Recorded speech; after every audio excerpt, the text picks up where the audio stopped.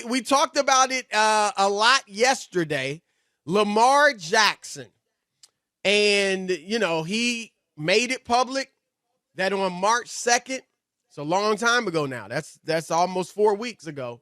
He made a demand for a trade, or he requested a trade, probably led or at least had a lot to do with why Baltimore put him on the non-exclusive tag so he could negotiate with other teams. Now, we talked yesterday about some of the teams that might show interest. It looked like Chris Ballard, the GM for the Indianapolis Colts, might have some interest. He certainly talked glowingly about Lamar. And Washington's a team everybody has felt like should have interest, but they haven't really. And Ron Rivera talked today, again, glowing about Lamar, but poured cold water on any notion that he was going to end up in Washington. So, Rob, I'm going to read you a few of these quotes, and we'll get into it. So let's go back to Indy. Jim Irsay, after Chris Ballard talked about yesterday, and we're not telling what we're doing, but he's a really special player and so on and so forth. Jim Irsay, Rob, came out strong against fully guaranteed contracts. He said it right here. As an owner, I do not believe in fully guaranteed contracts.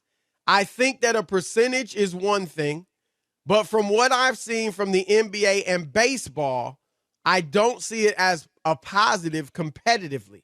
For me, for the good of the game, boy, I don't believe guaranteed contracts would be good for our game at all. I don't think they make our game greater. I think it makes it worse. Let me quickly say what Rivera said, Rob, and then we'll get it. That's the meaty quote right there from Jim Irsay, because that's what we want to hone in on. But Rivera did say, as he glowed about Lamar, he also said that it's just too high of a price for them. He said, you look at the impact of what your roster building is and the assets we'd have to use to get him, what would the financial impact be? These are the things we'd have to think about.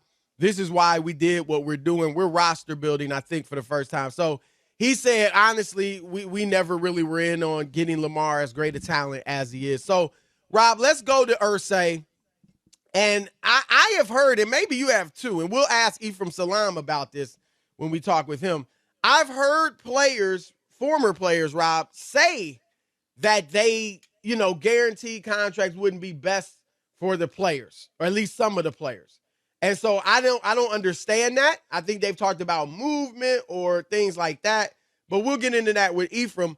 But what is your take on the Colts essentially not making a play for Lamar because of the fully guaranteed contract? BS nonsense. Just tells you that people have done things a certain way and are trying to hold players back.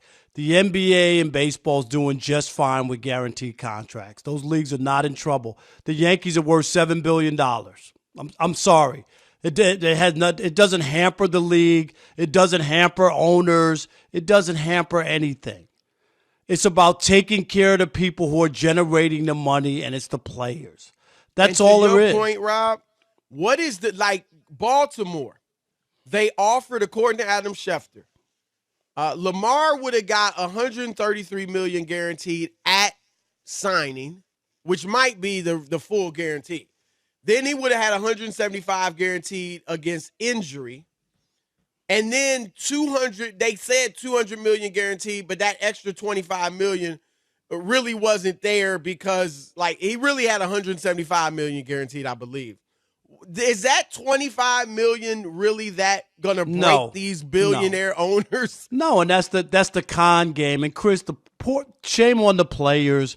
They've been brainwashed to believe in. Yeah, they've been brainwashed into believing that somehow it's some bugaboo and it's going to be bad for the league to guarantee. You don't have to guarantee anybody a 10-year contract in football, Chris, but a 3-year fully guaranteed contract. If he's good, guess what? He can get another deal. If he's not, you move on, they move on. I mean, I don't even understand why this is even a debate or conversation. And it's all because the players the 60% of the players only wind up with a cup of coffee and a sweet roll in the NFL. So they're not willing to give up. Fight, right? They're not going to fight. The majority of players, Chris, the 60%, they get, right? Right. They don't want to lose one paycheck. Okay. They don't want to go out on strike. They don't want to stand up for better health benefits. So when you have a big group of people like that who aren't invested in the long, I'm not going to play in the league for 10 years. I'm not going to play 12 years. I'm not going to retire for 15 years. I think they should fight for it, but I do get that. I that's not like an illogical stance by some of these guys. No, if but I'm only going to be in the year league for 3 years and I can get $3 million out of it, I'm not sitting out for a year and a half and costing myself a chance to make that money. I mean, I'm not saying it's right, but I understand. Yeah, I get it. That's tough. Yeah, I don't. But that has to do with the union. You don't understand it? No, I don't. Because even in those 3 years, Chris, you could be hurt and then have terrible health care benefits. That's what I don't understand, to protect yourself. Where are you going to get the money? Okay, you got your 3-year salary. $3 million. Okay, but where are you going to pay for your injuries and your care down the road when you're... Well, they have some type of health care. At 5 years, and then that's it. And then they got to go get Cobra and pay. But I'm just saying, if you're a dude and you are like the 53rd man, and again, I'm with you in that I think the players should fight. But to act like, I just can't act like I don't understand where some of those cats are coming from. Because they're like, I'm not Emmitt Smith. I'm not Ezekiel. I got to get my little bit of money now. This is my chance to strike while the iron's hot. So let me tell you. Let me ask you. Go ahead. Yeah, I was going to say, what the union has to do is be inclusive so that they take care of everybody. And I'll give you a perfect example. And this is just, and I don't know what the number is now, Chris, but when I covered the Reds in the 90s, if you made the opening day roster, right? Rookie, opening day roster, your first day in the big leagues, you got the same exact check that every player in the league got. And you know what? I'm talking about for merchandising. So back in 1991, if you were a rookie or Barry Bonds, the best deal. We know baseball has the best union in sports. You would get the same amount of money, is what I'm saying. Right. Right. I get that. Let me ask you this. If you're like, look, if the Colts really are out, if the Commanders really are out, I mean, let's say that these teams really feel this way and nobody is stepping up because they don't want to give Lamar a fully guaranteed deal. What do you think he should do? What I don't understand is he's not setting a precedent. It's already been done twice. I don't even understand. I'm just saying, right. if nobody's going to give him the fully guaranteed deal, I'm all for sticking by your guns. Like I said yesterday, there's only one NFL. And if you can't get the money from any of these owners of these teams, then I think you got to stand up, try to fight for what you're going to get. But at the end of the day, you need to play for the most you can get, even if it's not fully guaranteed. No, I mean, if this is something that's important to him, it's worth fighting for.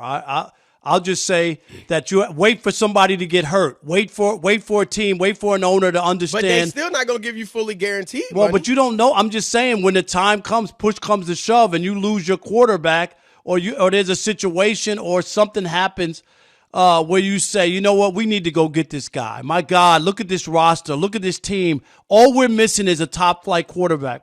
We had a home run in the draft. We did this.